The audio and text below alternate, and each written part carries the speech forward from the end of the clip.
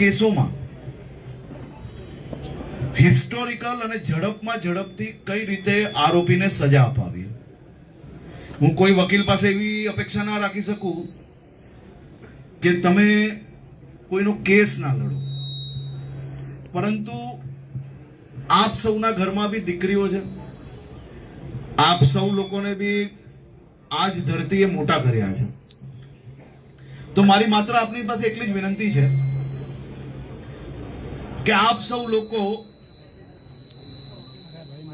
આ પ્રયાસમાં સાથે કઈ રીતે જોડાઈ શકો, ઓછામાં ઓછી તારીખો પાડવામાં અને ઝડપથી ઝડપ જે ગુનેગાર હોય એને સજા અપાવવામાં તમારા લોકોના સહયોગની અપેક્ષા બી જરૂરથી અમને સૌને છે.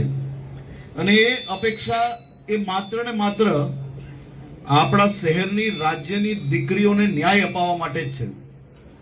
અને હું આપને આભાર બી માનું છું કે આ બાબતમાં ખૂબ મોટો બદલાવ લાવવામાં આપણે લોકોને સફળતા પ્રાપ્ત થઈ. કાલે જ સુરતની કોર્ટમાં એક નિર્ણય આવ્યો. પોક્સોના કેસમાં 25 દિવસમાં જે ચાર્જશીટ થયેલી હતી તેમાં આજીવન કેદની સજા ફટકારવામાં આવી.